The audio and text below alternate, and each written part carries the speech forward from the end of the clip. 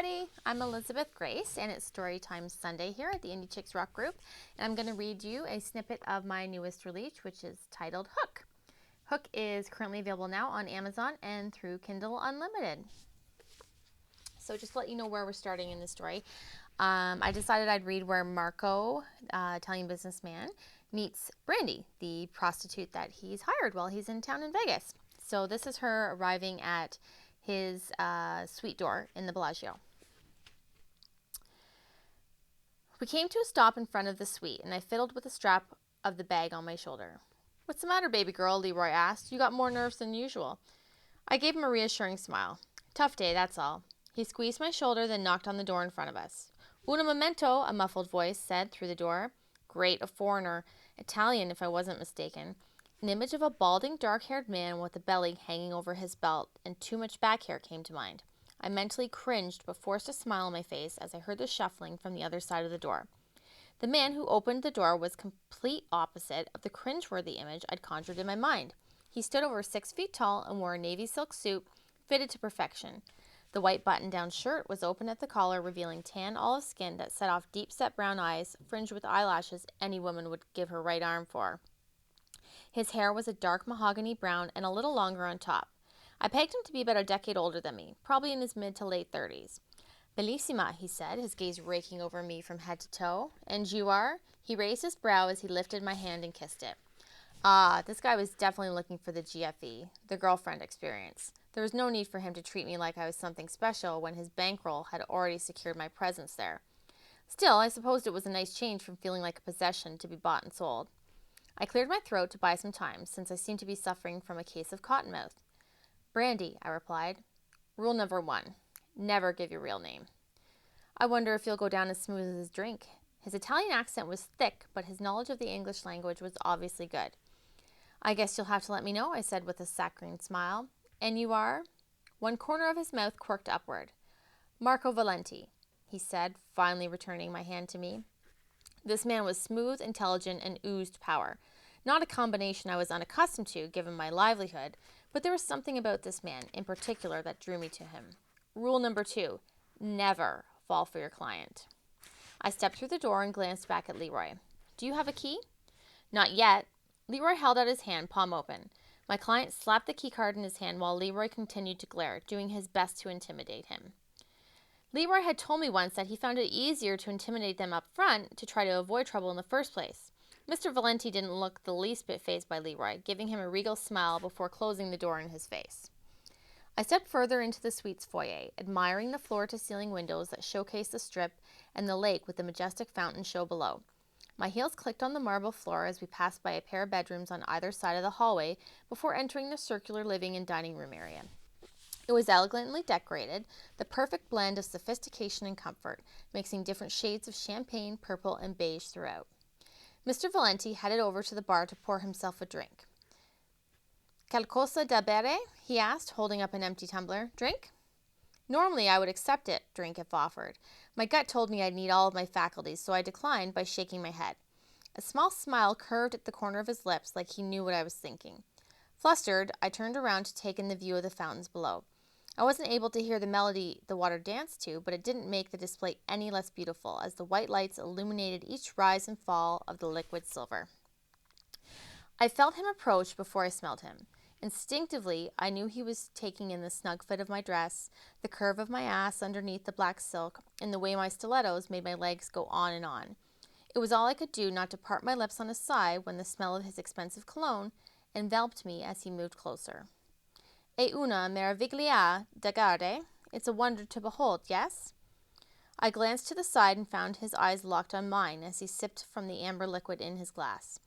A shiver stole over my body, laced with both need and fear. Fear because this was the first time, ever, that I'd found myself attracted to a client. I cleared my throat. "It's wonderful. Time to move things along. We should discuss payment and what your preferences are." I turned and faced him. "Rule number 3, always get your money first." He said nothing for a beat, merely stared down at me with those assessing eyes of his before speaking. "So quick to get down to business." "It's nothing personal." I took a couple of steps toward him and trailed a finger down his chest. I find it more enjoyable to get business out of the way so we can get down to the fun stuff, I said, lying through my teeth. He gripped my wrist in his strong hand, making me feel small and vulnerable. I stiffened beneath his grip. A woman after my own heart. His thumb slid along the pulse point on my wrist, and my breath caught in my throat. I continued once I'd recovered. If I'm going to make this enjoyable for you, I need to know what you're into. I looked up at him through my lashes with a seductive face I'd perfected years ago. And I'd like to know your preferences, he said, his voice like silk, a small smile on his face. This isn't about me. No man wanted to be reminded that he was paying for sex, so I always tried to delicately dance around the subject. This guy was making it difficult, though. I want to know what you like. His voice remained neutral, but there was an underlying edge to it. What was his deal? Why did he care? Mr. Valenti, what I want is to please you. I ran a hand down the expensive fabric covering his chest over his belt until I cupped him in my hand. Damn, he was packing. He snatched my wrist away almost immediately, but not before I felt him growing beneath my palm. It would please me for you to call me Marco when you are with me, he said, with tension in his voice. I nodded and attempted to once again get this business transaction underway. What did you have in mind for our time together, Marco? Did you want me to get undressed, or do you prefer to do that? I licked my lips for added effect. You will answer my question. I heaved out a breath. I like when a client is very specific about their needs.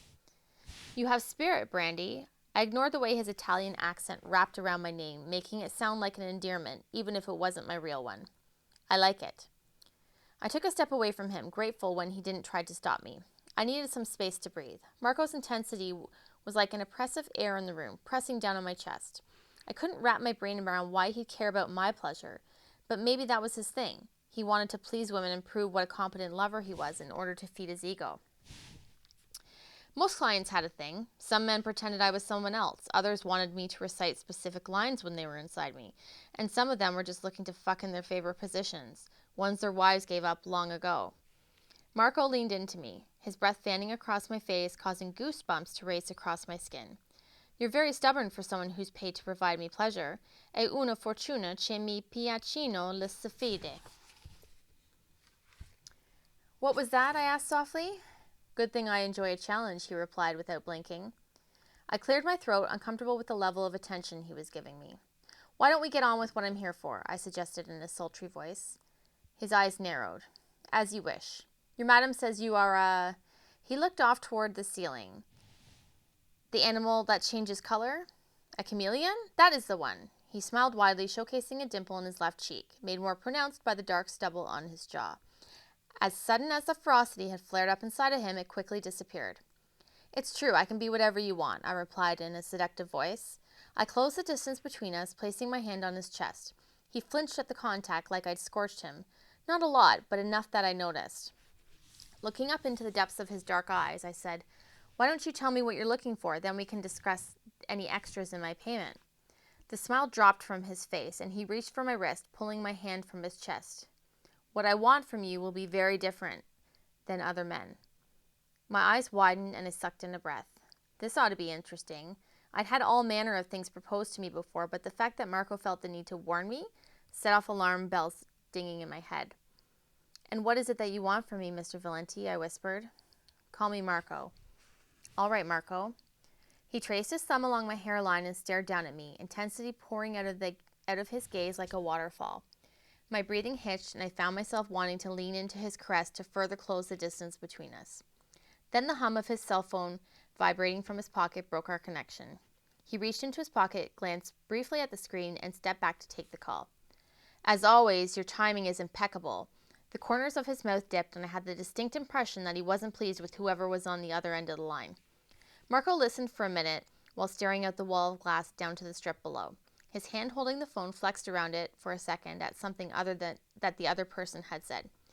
Give me 5 minutes, he bit out. Another pause. Well, if you want it to happen tonight, you have no choice but to wait. Without a goodbye, he ended the call and placed the phone back into the breast pocket of his suit jacket. With his hands on his hips, he remained facing the window for a long moment, drawing in deep breaths of air. I must go. Not what I was expecting to hear. Okay. He turned and stalked forward, only mere inches separated the two of us.